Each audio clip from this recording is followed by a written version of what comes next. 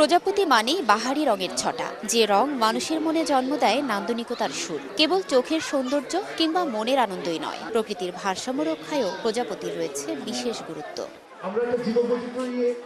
প্রজাপতির গুরুত্ব উপলব্ধি করেই প্রতি বছরের মতো এবারও জাহাঙ্গীরনগর বিশ্ববিদ্যালয়ের জহির রায়হান মিলনায়তনে আয়োজন করা হয়েছে প্রজাপতি মেলার 14তম আসর। শুক্রবার সকালে বর্ণাঢ্য আয়োজনে বিশ্ববিদ্যালয়ের প্রাণীবিদ্যা বিভাগের কীটতত্ত্ব শাখা এই আয়োজনের উদ্যোগ নেয়।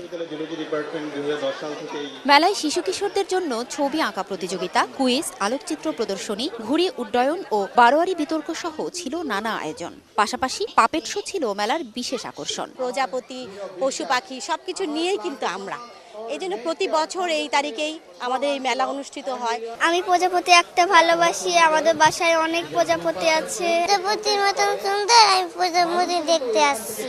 মাস্ক দেখেছি, প্রজাপতির বই দেখেছি, সবকিছু দেখেছি।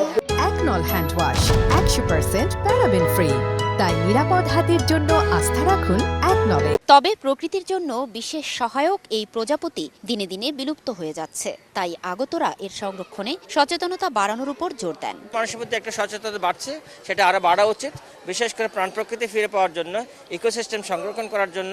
সংরক্ষণ এবং দুইটা শব্দ আছে, একটা রিস্টোরেশন, একটা কনজারভেশন। তো অর্থাৎ একটা ফিরে পাওয়া আর একটা যতটুকু সেটাকে সংরক্ষণ করা, দুটোর ক্ষেত্রে আসলে সাধারণ মানুষের পার্টিসিপেশন অত্যন্ত প্রয়োজন বলে মনে করি। কেবল গবেষণার মধ্যে সীমাবদ্ধ না থেকে জাহাঙ্গীরনগর বিশ্ববিদ্যালয়ের মতো প্রতিটি স্কুল কলেজে প্রজাপতি সংরক্ষণে সচেতনতা তৈরি করতে হবে। প্রজাপতিকে বন্ধু ভেবে এর সংরক্ষণে প্রত্যেককে এগিয়ে আসতে হবে।